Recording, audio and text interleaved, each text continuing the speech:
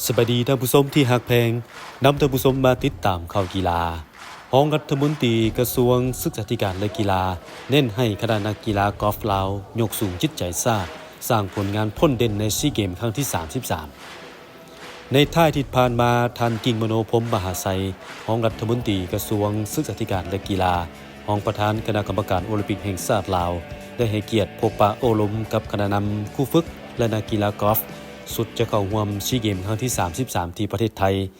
ซึ่งสหพันธ์กีฬากอล์ฟแห่งชาติลาวนำโดยท่านรองศาสตราจารย์ปริญญาเอกกองศรีแสงมณี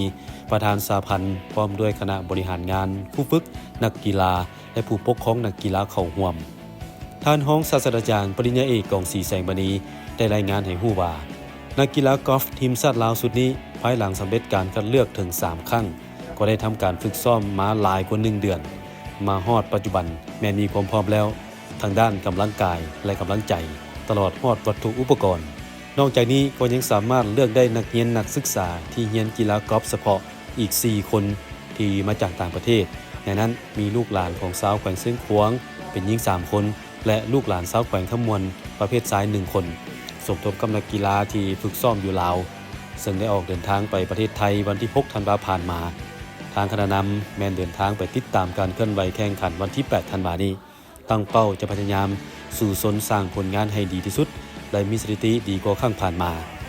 โอกาสนี้ท่านกิ่งมโนพรหมมหาไสยได้แสดงความสมเสยที่คณะนำคู่ฝึกและนักกีฬาพร้อมด้วยผู้ปกครองนักกีฬาที่เอาใจใส่สุกยู่สนับสนุนนักกีฬากอล์ฟลาวสุดนี้อย่างสุดขีดเพื่อก่อสร้างและพัฒนานักกีฬากอล์ฟลาวให้พ้นเด่นกว่าเก่า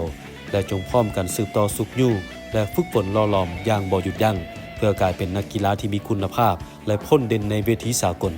ให้มีสติเคารพต่อการจัดตั้งและระเบียบวินัยอย่างเข้มงวดเสริมขยายมูลเสื้อความสามัคคีเป็นทูตกีฬาที่ดีเพื่อเผยแพร่วัฒนธรรมประเพณีของชาติให้แก่บรรดานักกีฬาจากชาติอาเซียนด้วยกันรับรู้หวังอย่างยิ่งว่านักกีฬากอล์ฟลาวสุดนี้จะนำเอาของควรอันล้ำค่ามาให้แก่ชาติลาวเพื่อเป็นการคำนับชมเชยสามประวัติศาสตร์ของชาติลาวอย่างสมเกียรติและมีไซอย่างสง่างาม